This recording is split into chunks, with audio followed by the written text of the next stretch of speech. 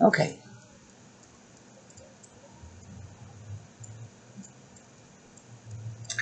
Welcome back to Coffee and Conversation and Audie. Yes. Well, obviously you can see we have some company. He is purring. He came over to visit the baby bunnies. They are sitting on the chair right next to me. And this is his begging for bunnies routine. He's very desperate to keep these bunnies for himself. And that's not going to happen. I know he's unhappy about it. I know he would like to play with the bunnies. And it's too much of a temptation for him. And it's a little difficult to kind of manage Audie and the bunnies. The bunnies have to be locked in the closet at night because I can't keep an eye on them at night. And Audie is nocturnal. So yeah, I got to make sure they're somewhere safe. At the moment, he doesn't want to injure them. He wants to keep them as his pets, as his playmates. But as time wears on, I don't think that will hold up. I think this is just a natural biological reaction to baby animals that Audie is having. And before long, it will occur to him that, they may be baby animals, but they're also dinner. So we're walking a fine line here. And I've got to get these little babies self-sufficient before that happens so that I can safely transition them into the outdoors. So we're getting some Audie time. Hopefully we'll be able to get some baby bunny time later. All right, what? Hopefully we'll be able to get some baby bunny time later. And as you've noticed, I'm sure, he has spotted the baby bunnies. And he realizes he is in a perfect position to get them and play with them. So, yes, I'm going to have to put you down, darling. Yes, I am. And I'm going to have to put those baby bunnies in the closet where you can't get at them. He's not happy about this. All right, go. Go. Yes, this is my life. A cat, baby bunnies, and just one of me. I wish I could clone myself. It would be so much easier to deal with this nonsense. All right, we will be back in a minute after the intro. And of course, while the intro is going on, I am going to put the baby bunnies away. Actually, no, I'm not. You know what? Audie is safely in the other room, so let me grab a little baby bunny. All right, yes, here we go. Look how big they are getting. Here we go. Big ears, big bunny eyes. Yes, you are so cute. And we have a bit of Timothy hay here. There you go. Say hi to everybody. They are getting big. They are getting fat and sassy and very, very healthy. So it's really not much more time before I can release them back into the wild. This is a very well-behaved little bunny. They're not all, quiet like this. Some of them, I pick them up and they are just scrambling to go hopping along. So, we're going to take a look at the intro and I will be back. Yeah.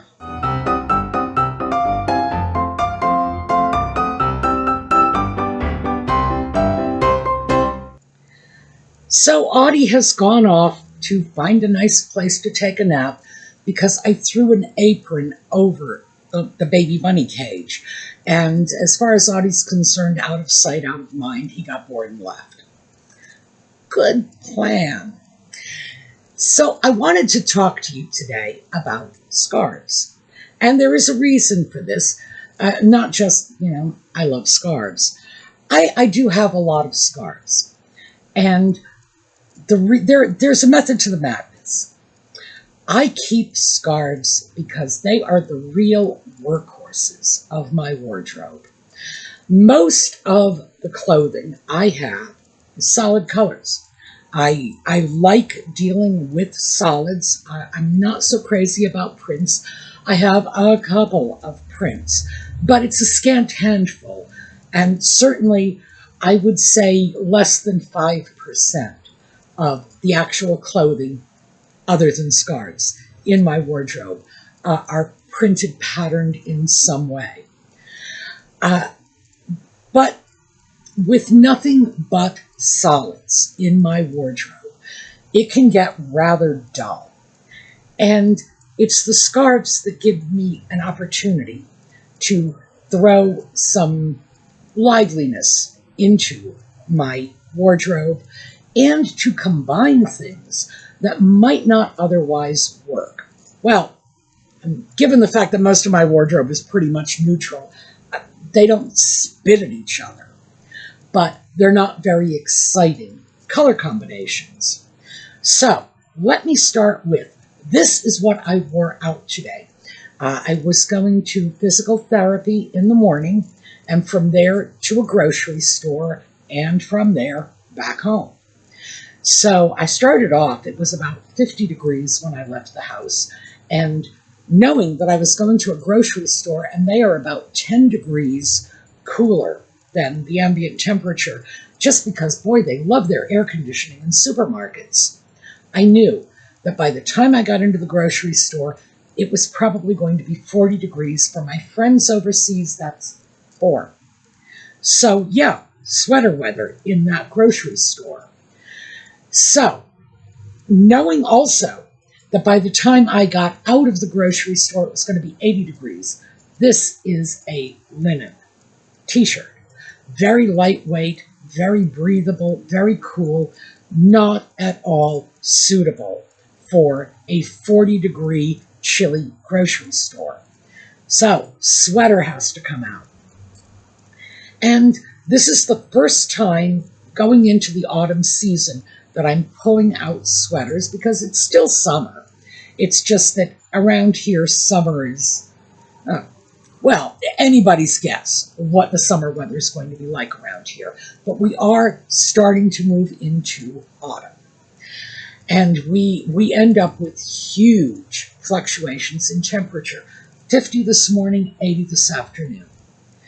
So, first time in this season, I'm pulling out sweaters, and I decide what I really want to do is wear one of my mustard sweaters. Now, you folks know, I'm sure, that I threw mustard into my wardrobe at the suggestion of our viewers, because I was bemoaning the fact that I was having difficulty finding anything resembling a lively color that I could throw into my wardrobe that would coordinate with all of these dull neutrals that I have. And you folks suggested 2 colors to me, mustard and burgundy, and boy, I went to town with those 2. So let's start with mustard. I not only got 1 mustard sweater, I got 2. I liked it so much, and it's truly so versatile in my wardrobe that, oh yeah, I went back for a second. And also, I just recently grabbed a third. And this one is a sweater vest. Again, from Skeffio. That's an Irish company. And I know I'm mispronouncing the name because it's this word in Irish Gaelic is also a word in Old Norse. So I don't speak Irish Gaelic at all. None. Nothing. It's just, you start speaking Gaelic to me and my eyes are going to glaze over. But I do have, I would say, not a good knowledge, but at least a working knowledge of Old Norse because I speak Swedish. So, yeah, Skeffio. That's what we've got from Old Norse. I need to find an Irish Gaelic speaker who could translate that for me. In English, it's Skellig, Skellig. And this is a sweater company I came across recently. And my only regret about that is I wish I had come across them years ago. Because quite frankly, if I had, all of my sweaters would be from this company. This, by the way, is not endorsed. This is not sponsored. This is just my opinion as a consumer, because I do not take sponsorships. And I say that even knowing that if I went to this company and said, will you offer me a sponsorship, they would pay me in sweaters. Huh. Yeah, No, I'm not going to do it because I do not pimp out my audience. If I give you my impression of a vendor, it is my legitimate opinion as a consumer and not because anybody's paying me to say this. So yeah, these last two sweaters, by the way, the sweater vests, on discount, $30 a piece, free shipping. You better believe I grabbed two. And frankly, if they had more colors that coordinated with my wardrobe, I probably would have gotten more. So yeah, just saying. I love these mustard sweaters. So obviously, if I have an opportunity to wear them, I'm going to take it. But as you can see from the photos, this tan tank top and the mustard sweater, although they are not swearing at each other, it's a rather dull combination. So what do I need? I need something to make this work a little better. And what is that going to be? It is going to be this scarf. So now let's take a look at this with the scarf.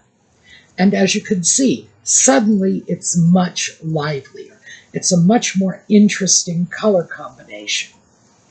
So, oh yes, I should probably, here I'm going to stand up and show you because I am still wearing the pants, and these are a pumpkin colored legging.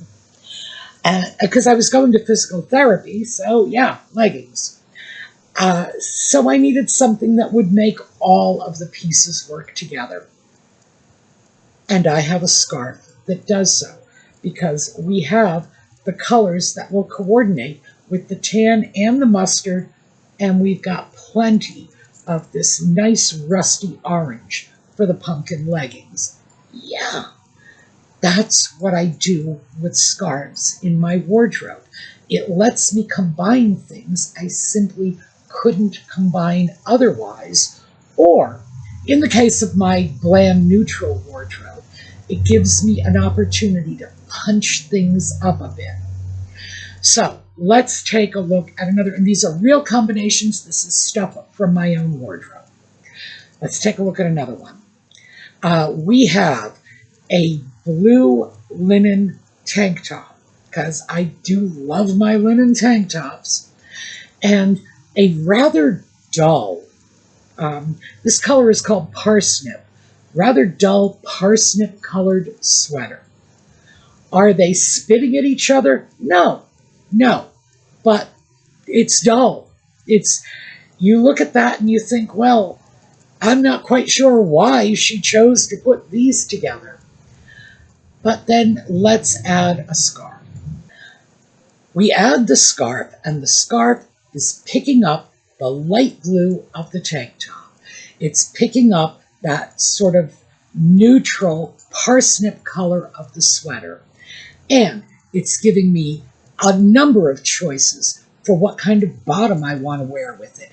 I could easily go with navy blue, which I think I would in this case. Fairly easy. Or I could even just take it in a direction of perhaps a neutral brown. But it works because of the scarf. And the scarf has taken a very dull, very pedestrian combination and turned it into something a bit sparky. Something that really looks like I put some thought into it. And that is key. That is absolutely what I expect my scarves to do in my wardrobe. So let's take a look at another combination. And this, again, is coming from my own wardrobe. This is an orange t-shirt. And this is a great t-shirt. It is a silk cotton blend. I got it at a very good price. It's like $38 for a silk cotton t-shirt. That is a very good price. So the t-shirt itself is pretty high-end going into the game, but the color is orange. So why did I buy an orange t-shirt? Well, I bought it because I got it for a good price. You got to know that. That's pretty much why I got this particular t-shirt. And because a t-shirt of this quality is going to last in my wardrobe for a long time. And quite frankly, orange is one of my colors, and I have been trying to boost the colors in my wardrobe, throw a little more zing into what I'm wearing. Now, if I take that t-shirt in a vacuum, and let's say I want to pair it with black trousers, well, it's going to be an obvious combination because it's not as if orange goes with a lot of other things I have in my wardrobe. It is going to go okay with brown, so I'm fine with brown. But if I decide I want to get away from brown and pair that with something else like black, oh wow, Halloween, right? So Colleen, the queen of Halloween, is going to love this combination, but am I going to be okay with it? Not so much. However, if I take a scarf out of my scarf box, this one is an Erte scarf, and I do love Erte designs, very Art Deco. Now, this is a niche accessory. Art Deco is not everybody's jam, but it sure is mine. Suddenly, by throwing this Art Deco scarf that has black and orange, but all of this white in it, it's not so Halloween anymore, is it? It's something that I can get away with, and it doesn't have to be late October. And that's what I use the scarves for. They will let me get away with color combinations that otherwise might seem, well, in this case, too seasonal or maybe forced. And they will make that color combination look, well, less seasonal, less forced, more eye-catching. And eye-catching is okay. I don't mind eye-catching. But looking like I'm getting ready for Halloween, oh, not so much. Sorry, Colleen, no offense, but that's just not what I want to be doing. But the scarf will help. And without scarves, that orange t-shirt would end up being an orphan in my wardrobe. I would have a couple of pair of trousers I could wear it with. I could wear it with black in October, but not year-round. With the addition of that scarf, yes, year-round. And if I wanted to wear it with other colors, well, we've got orange right here in this scarf. So yeah, I can go over to tan, I can go over to navy, because this scarf will tie it all in together. Another interesting piece, and this is a piece I picked up this summer. It's a linen shirt, and I got this because I just needed some summer shirts. This summer was very hot, and the only way I was getting through it was with a few more linen tops. And this one is a color called hibiscus. It's an odd sort of somewhere between pink and, I don't know, coral, dusty mauve. It's an unusual color. But in order to make this work with what I have in my wardrobe, I am absolutely reliant on my scarves. So let's take a look. Now, these are the easy ones. These are the ones in my wardrobe. You know, pull out my scarves. What are the first things that come to mind? The one on the left is an Adrian Landau scarf, really nice, and it's got a color that is almost the same shade of weird pink. If we look at the scarf on the right, this is a Bob Mackie, which has pinks and orange and whatever. The pink tones in this scarf are very vibrant, and both of these scarves with that top are going to let me very successfully combine it with navy blue or black or, the sorts of things that the top would go with anyway, but will make it look like I put some thought into it. However, let's suppose I would rather combine this with just some range of green. So let's take a look at this, because we do have some scarves that combine this pinky peachy color with green. And ordinarily, this is a combination, a pink and green, that we are just not used to seeing today and will look a little jarring to some people. Throw in the right scarf, though, and suddenly, oh yeah, that looks pretty cool. So this is what I end up doing. This is why I will say I get so much mileage out of not just the scarves, but the other, orphan items in my wardrobe, because the scarves will let me combine them with other colors, not just other neutrals, but, actually, yes, if it's in my wardrobe, it's probably a neutral. Okay, fine. I got to back away from that.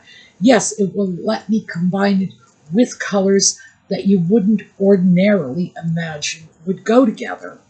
And yes, they are all solid colors, and in general, unless you are really stretching the limits, you can combine any one particular solid with any other, and it won't look too weird to the average person. But I'm looking for something that looks a little more stylish than just, oh, that's not too weird.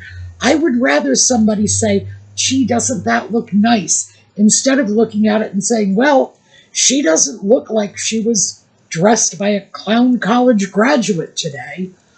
So that is what I use the scarves for the most part. Now, I do have some scarves in my collection that are pricey, and I will admit that. But for the most part, scarves like these are, 100% silk, $20.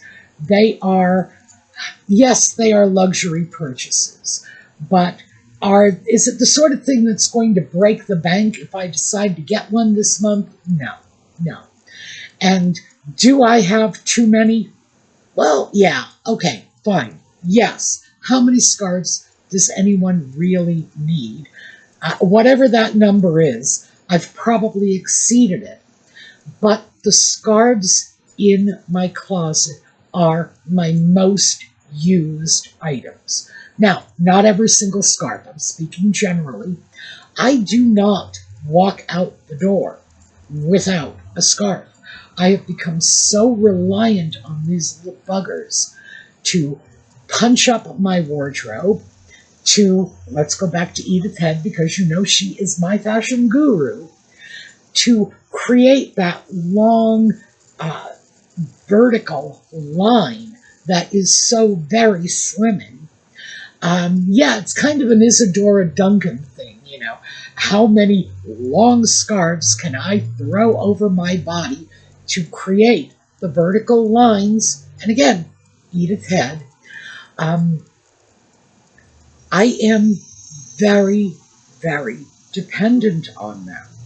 So the thing is, I don't understand why everybody isn't doing this. Mostly because, as I say, I can get so much more mileage out of the things in my wardrobe that should not be giving me this kind of mileage. An orange t-shirt? Oh, come on. That's something that should probably be coming out of the closet 2 or 3 times a year at most. Yet I can wear that year-round, no problems, and it's coordinating very well with everything else because the scarves are tying these disparate items together. So, the thing that started me off on this, by the way, and I should probably share this with you, is I watch men's fashion channels as well as women's fashion channels. I'm not sure why. Well, maybe I am. I like menswear. I have menswear in my wardrobe. But I tend to gravitate toward those channels because they tend to emphasize more classic styling. And I can take what they say about men's classic fashion, translate it to women's classic fashion a lot more easily and comfortably. I guess comfort is the issue, than I can with a lot of the fashion advice that young women are getting nowadays. So, yeah, it's a space where I'm a little more emotionally comfortable. But I do have a major complaint with the men's fashion channels, and that is that they get too wrapped up in weirdly intricate color combinations, mostly because the people who are sponsoring the channels, are running the channels, are in the fashion sales industry. In other words, they've got stores or they're working for fashion companies. They are selling you something.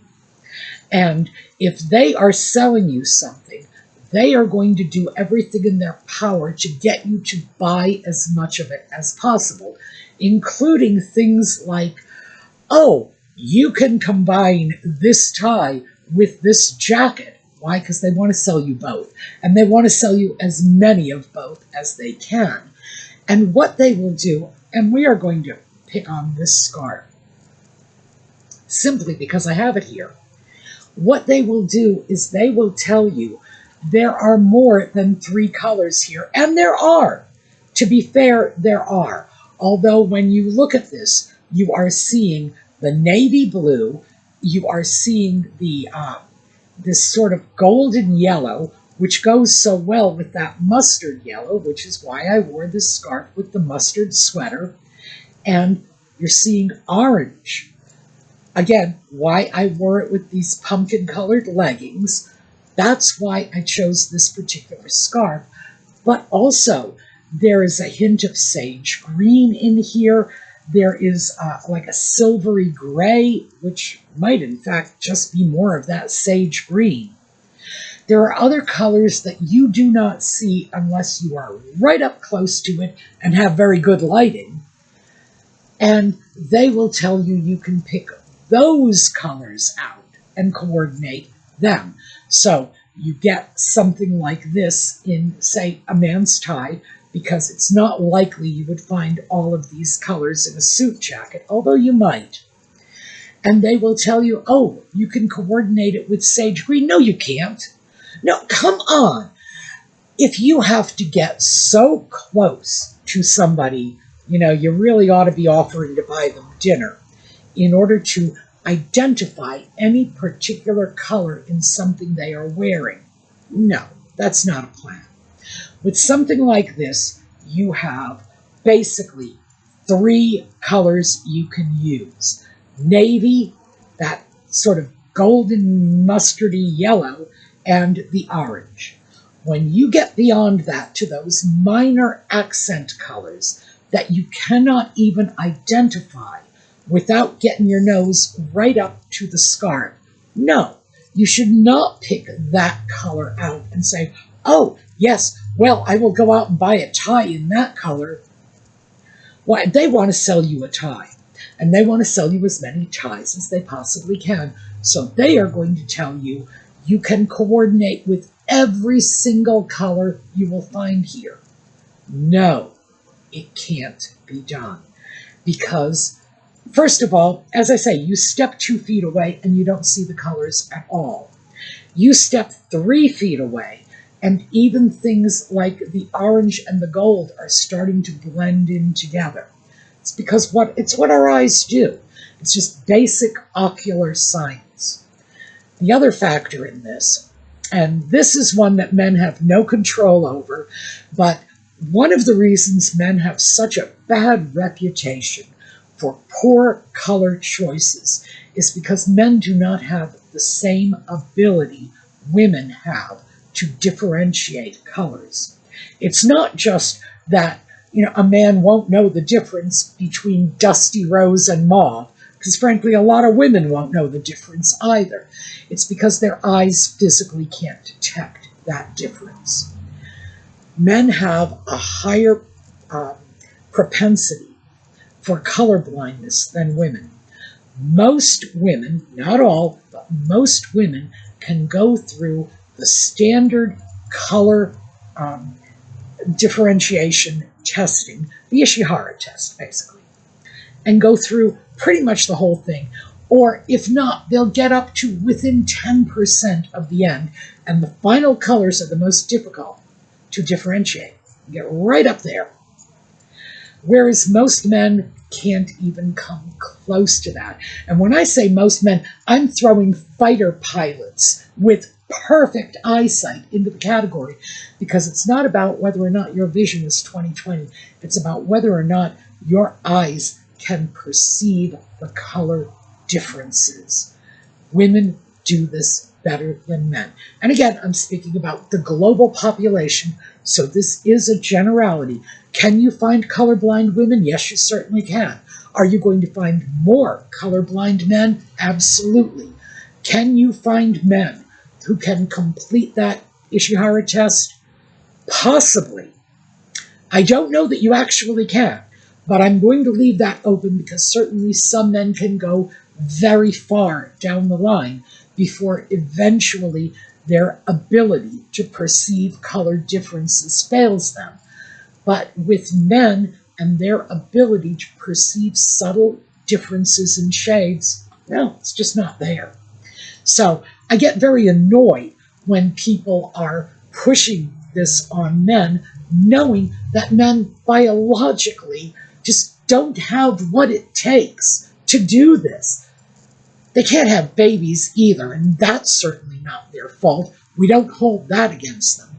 But why would we hold it against them that they cannot separate the fine shades of color? Can't do it.